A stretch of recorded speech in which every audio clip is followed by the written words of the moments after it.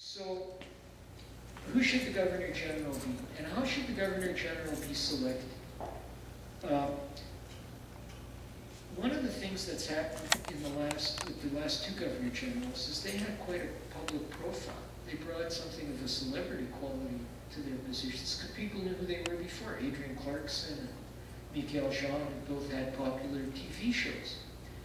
So now people are beginning to think, oh, the Governor General should be some sort of celebrity, somebody in the media. Before that, unfortunately, I think, we had a run of about 20 years where every Governor General was an ex-politician.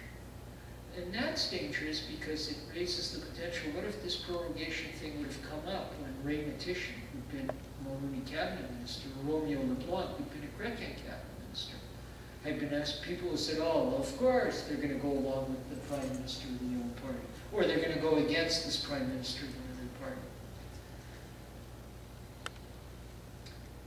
There's a certain charisma to the office. You see it with the Crown. And there is in most states, you know, it's the head of state, it's the president. You play the anthem when they're present, they make ceremonial. Most of their job is cutting ribbons and being a patron of organizations and greeting diplomats and receiving their papers. But we should save the charisma more for the office rather than the occupant. And as I heard someone suggest, maybe it should just be an ordinary Canadian. Maybe we should have a lottery. Canadians seem to be fond of. But you want someone, I think, who's esteemed by their peers, who's a model of good citizenship, and here's another criteria for the job. You have to be very personal. You have to be comfortable with people because you're meeting people from all different kinds of walks of life all of the time. Also, in theory, but not in practice, the commander-in-chief of the armed forces. And so we've had a number of people that had military backgrounds, like Georges Vanier. And that's why I think some people are now suggesting Jean de Chastel, although I've seen some people propose re-killing him. So there's a symbolic connection between the head of state and the military, as there is in Britain. I think almost anyone would do if they meet some of these criteria I've outlined, like that. They're somebody you can look up to, who is respected and isn't seen simply as a partisan person. Should we automatically exclude all former politicians? Well, I'm not absolutely certain about that. But it's a very dangerous area to go into.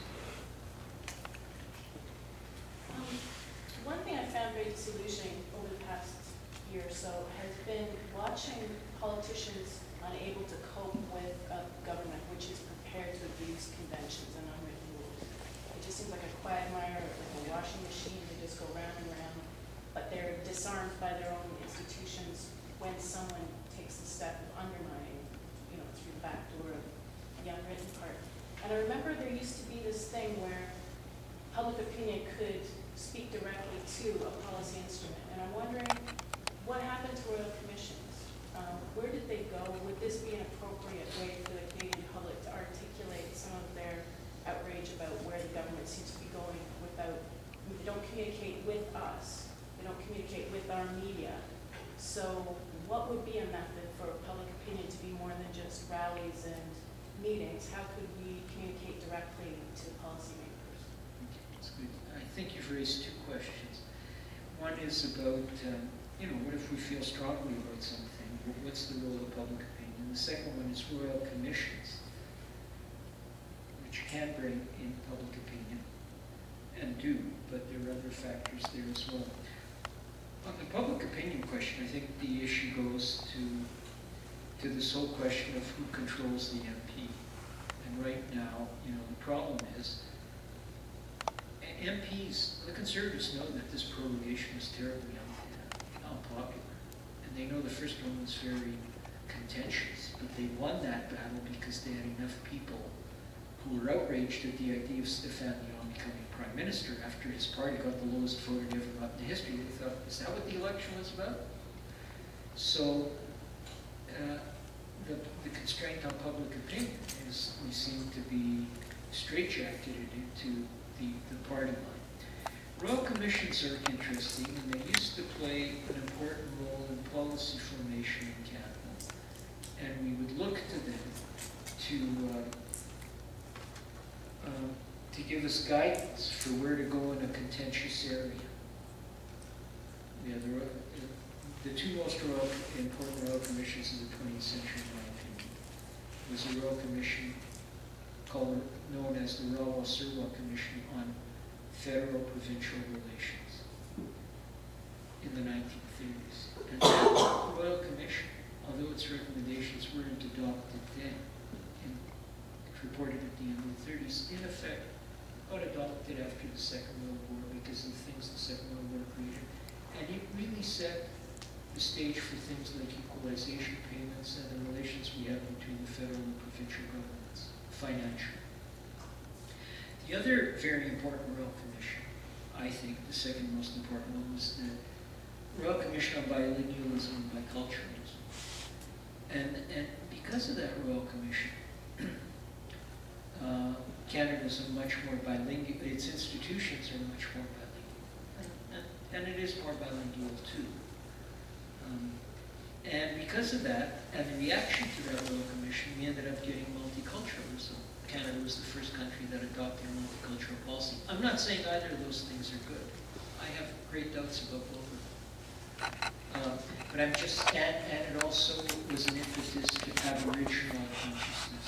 Because Aboriginal said, what do you mean? And the multicultural group said, what do you mean the English, the French, and the founding peoples? You know, I'm from Aurora, Saskatchewan. 60% of the people here are Ukrainian. Another 20% are German. And, you know, there are only 2 or 3 people of the French background. And we are the people who founded this area. And Aboriginal said, what do you mean you're the founding peoples of Canada? We were here thousands of years before you.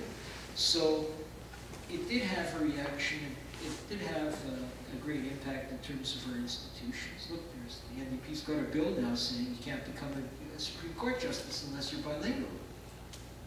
What's the next step? You can't run for Parliament unless you're bilingual. So those 2 Royal Commissions were the most important. They collected a lot of data, and that's what Royal Commissions do. But in more recent years, commissions of inquiry and Royal Commissions have been more often disregarded and not had much weight. The most expensive Royal Commission, most thorough one that we've had is the Royal Commission on Aboriginal Peoples in the 1996. And its recommendations were just so outlandish that they were dismissed by the government. And I think properly so in many ways. So you can have a Royal Commission. You know, it can be a valuable tool to get expertise, to get opinion. Will it change government policy? It might. But it might not. It can be ignored. We have one on reproductive technologies, and I think, you know, women's organizations and others were very much engaged in that. What others have we had? We can also newspaper ownership. On newspaper ownership, yes. Like it's a watershed, and it makes a paper trail landmark as opposed to a rally, which, you know, people revise history very easily, whereas a Royal Commission is a document that people have to measure against. Excellent point. And it's on the record. It's there. People come back and see what was written. So, and also commissions of inquiry do this. Sometimes Royal Commissions and commissions of inquiry are created actually to kick things down the road. So you can like say we're doing something, but yeah, but we don't have to do it now because we have somebody studying it. You know, take your time, report